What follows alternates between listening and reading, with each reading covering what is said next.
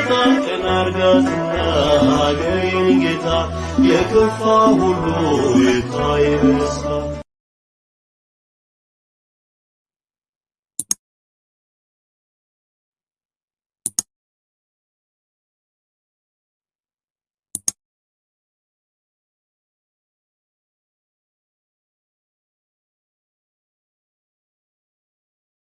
በስመ አብ ወወልድ ወመንፈስ ቅዱስ አሐዱ አምላክ አሜን። በስመ አብ ወወልድ ወመንፈስ ቅዱስ አሐዱ አምላክ አሜን። በስመ አብ ወወልድ ወመንፈስ ቅዱስ አሐዱ አምላክ አሜን። በክርስቶስ ክርስቲያን በወልድ ውሉዳን የተሰኛችሁ የክርስቶስ ቤተሰቦች የእናታችን የቅድስት ድንግል ማርያም የአስራት የበኩራት ልጆች ቅዱሳን የሰማዕታት ወዳጆች በክርስቶስ ፍጹም ሰላም እንደምናደራችሁ እንደምናረፈዳችሁ እንደምን እስከዚህ ያስቆያችሁ። አሜን። አምላካችን ስሙ ዛሬም ዘወትርም የተመሰገነ ይሁን። ላስተማራችሁን ለመከራችሁ ለሁላችሁም ቃለ ሕይወትን ዝማሬ አምላክን ያሰማልን። እንኳን አደረሳችሁ ላላችሁን በዕለቱ ታስበውና ተከብረው ለሚሉ ቅዱሳን ሰማዕታት፣ ጻድቃን፣ ደናግላን እንኳን አብሮ አደረሰን። እንዲሁም ለአባታችን ለአቡነ እስትንፋሰ ክርስቶስ ወርሃዊ መታሰቢያ በዓል በሰላም በጤና ደረሳችሁ። እግዚአብሔር ቢወድና ቢፈቅድም ጥቅምት 9 የዕለት ምንባባት ውስጥ እንደሚከተለው አቀርባለሁ። አንደኛ ጢሞቴዎስ ምዕራፍ 3 ከቁጥር 1 እስከ 8 ያለው ኃይለ ቃል። ቃሉም እንደዚህ ይላል። ማንም ኤጲስቆጶስነትን ቢፈልግ መልካምን ሥራ ይመኛል ለሚለው ቃልም የታመነ ነው። እንግዲህ ኤጲስቆጶስ እንዲህ ሲሆን ይገባዋል፣ የማይነቀፍ የአንዲት ሚስትን ባል፣ ልከኛ፣ ራሱንም የሚገዛ እንደሚገባው የሚሰራ፣ እንግዳ ተቀባይ፣ ለማስተማርም የሚበቃ፣ የማይሰክር፣ የማይጨቃጨቅ፣ ነገርን ግን ነገ የሆነ፣ የማይከራከር፣ ገንዘብን የማይወድ፣ ልጆቹን በጭምትነት ሁሉ እየገዛ የራሱን ቤት በመልካም የሚያስተዳድር፣ ሰው ግን የራሱን ቤትም እንዲያስተዳድር ባያውቅም የእግዚአብሔርን ቤተ ክርስቲያንም እንዴት ይጠብቃታል? በትዕቢትም የተነፍቶ በዲያብሎስም ፍርድም እንዳይወድቅም አዲስ ክርስቲያን አይሁን። በዲያብሎስም ነቀፋና ወጥመድም እንዳይወድቅም በውጭም ካሉትም ሰዎች ደግሞ መልካም ምስጢርም ሊኖረው ይገባዋል። እንዲሁም ዲያቆናትም ጭምቶችም በሁለት ቃልም የማይናገሩ፣ ለብዙ ወይንም ጠጅም የማይጎመጁ፣ ነውረኛ ረብ የማይወዱ፣ በንጹሕ ሕሊና ሃይማኖትን ምስጢር የሚይዙ ሊሆኑ ይገባቸዋል። አንደኛ ጴጥሮስ ምዕራፍ 5 ከቁጥር 2 እስከ 9 ያለው ኃይለ ቃል። ቃሉም እንደዚህ ይላል።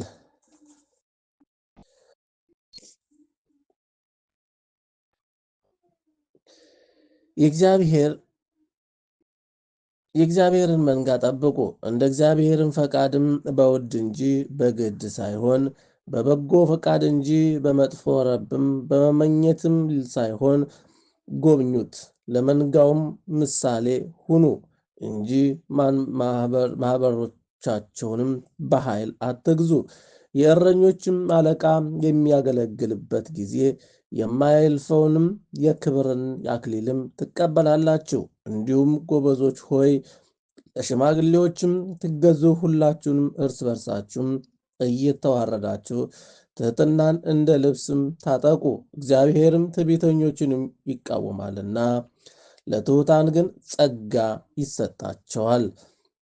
እንግዲህ በጊዜው ከፍ እንደሚያደርጋቸው በኃይለኛው የእግዚአብሔርም እጅም በታችም ራሳችሁን አዋርዱ። እርሱ ስለ እናንተ ያስባልና የሚያስጨንቃችሁን ሁሉ በእርሱ ላይ ጣሉ። በመጠን ኑሩ፣ ንቁም። ባላጋራችሁንም ዲያብሎስንም የሚውጠውን ፈልጎ እንደሚያገሳ አንበሳ ይዞራልና በዓለም ያሉ ወንድሞቻችሁንም ያንን መከራ በሙሉ እንዲቀበሉ አያወቃችሁ በእምነት ጸንታችሁ ተቃውሙት። የሐዋርያት ሥራ ምዕራፍ 7 ከቁጥር 8 እስከ ፍጻሜው ያለው ኃይለ ቃል። ቃሉም እንደዚህ ይላል። እስጢፋኖስም ጸጋንና ኃይልን ተሞልቶ በሕዝቡ መካከልም ድንቅና ታላቅ ምልክትን ያደርግ ነበር። የነፃ ወጪዎችም ከተባለዎቹ ምኩራብም ከቀሬናና ከእስክንድሪያም ሰዎችም ከኪልቅያና ከእስያም ከነበሩት አንዳንዶቹ ተነስተውም እስጢፋኖስን ይከራከሩት ነበር። ይናገርበት የነበረውንም ጥበብንና መንፈስም ይቃወሙ ዘንድ አልቻሉም። በዚያን ጊዜ በሙሴ ላይ በእግዚአብሔርም ላይ የስድብን ነገርም ሲናገር ሰምተነዋል የሚሉ ሰዎችም አስነሱ። ሕዝቡንና ሽማግሌዎችም ጸሐፍቶችም አናደዱ።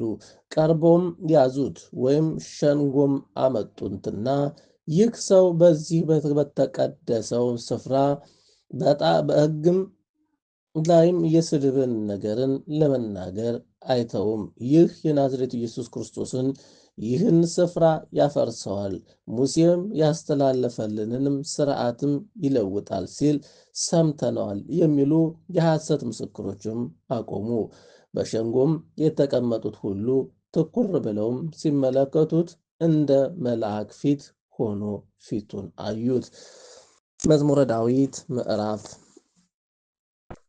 26 ነአብየ ዳዊት ባለመዝሙር ሰናይ ወጥዑመ ቃል ታለበኒ ነገር ፍቃሪ ኩሉ አምሳለ ከማወድስ አለማርያም ድንግል እግዚአብሔር ብርሃኔና መድኃኒቴ ነው። የሚያስፈራኝ ምንድን ነው? እስከ ክፉዎችም አስጨናቂዎችም ጠላቶችም ሥጋዬን ይበሉ ዘንድም በቀረቡ ጊዜ እነርሱ ተሰነካከሉ፣ ወደቁ። ጠላትም ቢከበኝ ልቤም አይፈራም። ሰልፍም ቢነሳብኝ በዚህ ተማመናለሁ። እግዚአብሔርንም እንዲህ ነገርም ለመኑት፣ እርሷም እሻለሁ፣ በሕይወት ዘመኔ ሁሉ በእግዚአብሔር ቤት እኖር ዘንድ እግዚአብሔርን ደስ የሚያሰኘውን አይ ዘንድ መቅደሱንም እመለከት ዘንድ። በመከራ ቀንም በድንኳኑ ሰውሮኛልና በድንኳኑም መሸሸጊያ ሸሽጎኛልና በአደባባይም ከፍ ከፍ አድርጎኛልና።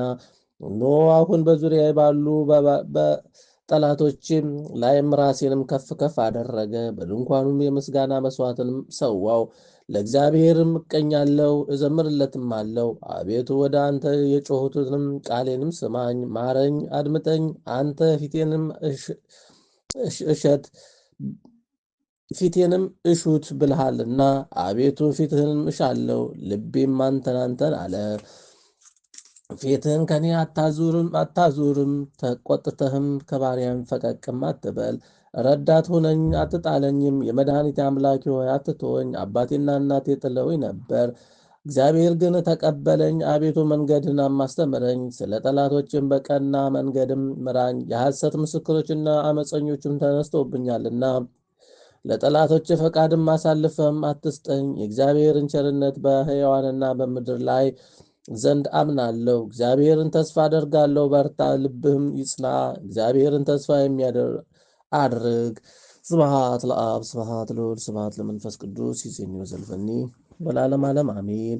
የማቴዎስ ወንጌል ምዕራፍ 6 ከቁጥር 19 እስከ 25 ያለው ኃይለ ቃል። ቃሉም እንደዚህ ይላል።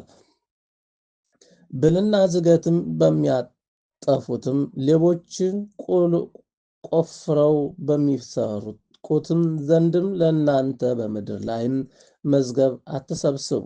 ነገር ግን ብልም ዝገትም በማያጠፋውም ሌቦችም ቆፍሮ በማይሰርቁትም ዘንድ ለእናንተ በሰማይ መዝገብም ሰብስቡ። መዝገብም ባለበትም ልብህ ደግሞ በዚያ ይሆናልና።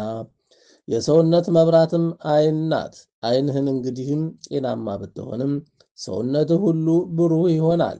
ዓይንህን ግን ታጥማሚ ብትሆንም ሰውነትህ ሁሉ የጨለመ ይሆናል። እንግዲህ በአንተ ያለው ብርሃን ጨለማ ከሆነ ጨለማውስ እንዴት ይበረታል?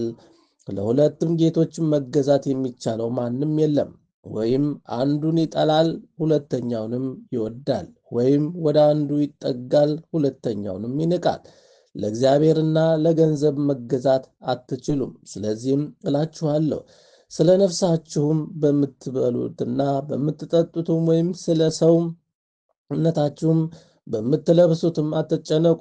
ነፍስ ከመብል ሰውነትም ከልብስም አይበልጥምን? ወደ ሰማይ ወፎችም ተመልከቱ፣ አይዘሩም፣ አያጭዱም፣ በጎተራም አይከቱም፣ የሰማዩ አባታችሁንም ይመግባችኋል። እናንተም ከእነርሱ እጅግም አትበልጡምን? ከእናንተ የተጨነቀ በቁመቱ ላይም አንድ ስንዝር መጨመር የሚችል ማን ነው? ስለ ቃሉ የቃሉ ባለቤት ልዑል እግዚአብሔር አምላካችን ዛሬም ዘወትርም የተመሰገነ ይሁን። አባታችን ሆይ በሰማያት የምትኖር፣ ስምህ ይቀደስ፣ መንግሥትህም ትምጻ፣ ፈቃድህ በሰማይ እንደሆነች እንዲሁም በምድር ትሁን።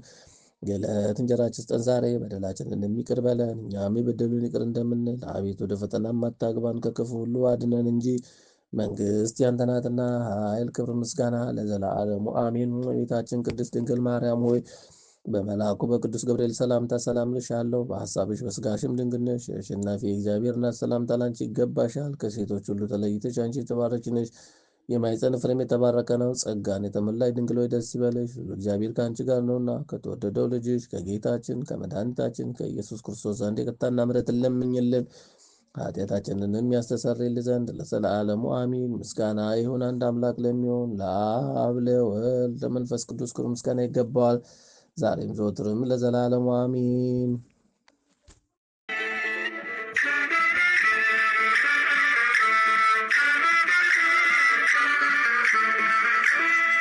ጣትን አርጋትና አገሬን ጌታ የከፋ ሁሉ ይታይ በደስታ